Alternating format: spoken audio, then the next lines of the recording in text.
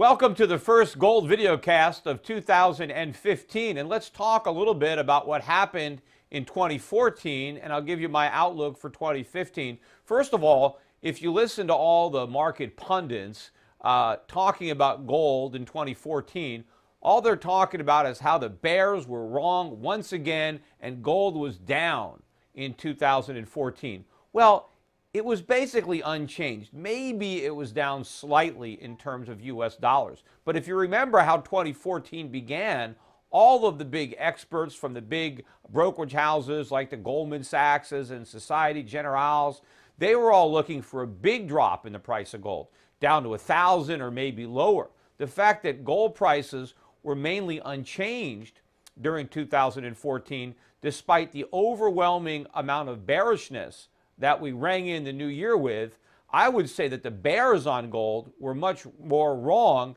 than the bulls.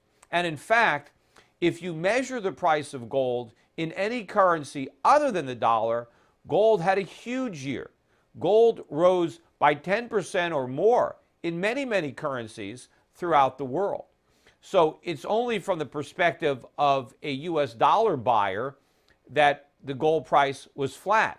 But if you were living anywhere in Europe, if you were living in Canada, Australia, New Zealand, Scandinavia, South America, you saw a big increase in the price of gold. In fact, if you cashed in your local currency and purchased gold, you preserved a lot of your purchasing power. In fact, if you look at all the world's financial markets in 2014, gold beat just about every stock market on the planet. There were a few exceptions, but the vast majority of stock markets, including, I think, all of the markets on the European continent, underperformed the price of gold. So contrary to all the negativity and the skepticism that 2014 began with, it ended on a much better note. But more importantly, look at how 2015 has already begun.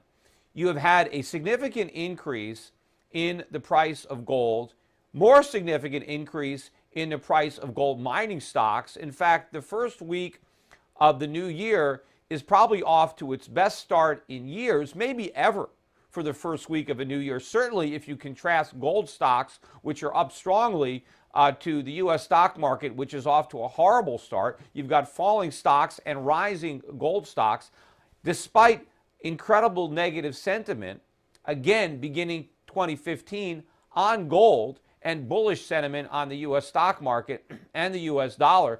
The U.S. dollar has continued its rise, making the increase in gold that much more impressive because gold prices are rising despite the fact that the dollar index is hitting new highs. And in fact, if you look at the chart of gold in other currencies, and again, I mentioned that gold has been rising throughout 2014 against the currencies like the euro or the Swiss franc, we have just had major breakouts. At the beginning of the year, there was some significant overhead resistance at 1,000 euros to the ounce as the price of gold and 1,200 Swiss francs. These levels have now been broken out. Gold has smashed through 1,000 euros and 1,200 Swiss francs. These are the highest levels maybe in approximately 18 months, but I think they are very technically significant. And so I think the correction that we had in this ongoing bear market in gold is over in those currencies. In fact, gold has returned to a bull market in just about every currency on the planet with the exception of the US dollar. And I think a return to a bull market in dollars can't be far off. In fact, what has been driving all of the negative sentiment on gold has been all of the positive sentiment with respect to the US economy and the US dollar. And I think all of that sentiment is going to turn as the recovery fantasy fades. You know, the oil price has dropped significantly in the last several months. And of course, gold prices have not. So that's another commodity against which gold is broken out, oil, because that's an important relationship. But you have a lot of people wondering, hey, whether or not a drop in the oil price is good or bad for the economy. But the more important question is, why are oil prices dropping so precipitously? I think it's a sign of things to come. Remember, this phony recovery that the Fed constructed. It built it on a foundation of quantitative easing and 0% interest rates.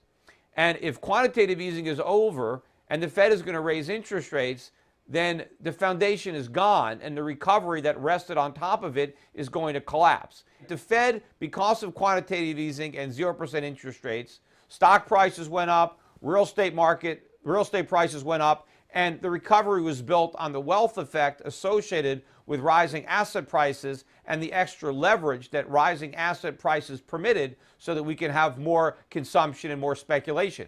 But also, one of the unintended consequences of QE was that other prices went up, like oil prices. Well, as it turns out, oil prices are now the first to fall at the end of QE and at the hint of rate hikes, but they're not going to be the last.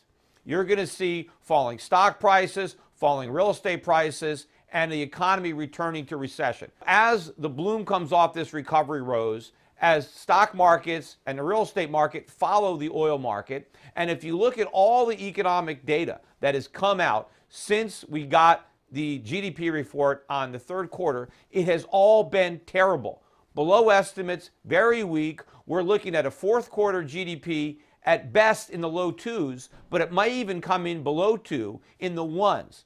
And if you see this rapid deceleration of the U.S. economy from 5% GDP to barely 2 or in the ones, there is no way the Fed is going to be raising interest rates. In fact, at that trajectory, we can be at a negative quarter, negative GDP by the first quarter of this year, which means, again, all this rate talk is off the table, and quantitative QE4 is going to be queuing up, and this is going to be a game changer for the dollar, and it's going to add fuel to this new bull in the gold market. And in fact, if you look at the exchange rate of the US dollar against the euro, and everybody now is talking about dollar parity because the euro is now at a nine-year low against the dollar. You would think that the euro has been falling for 9 years. It hasn't. It's been trading sideways. And this is the 6th time in 9 years that the euro has been about 120 to the dollar. And every time it's gone down there,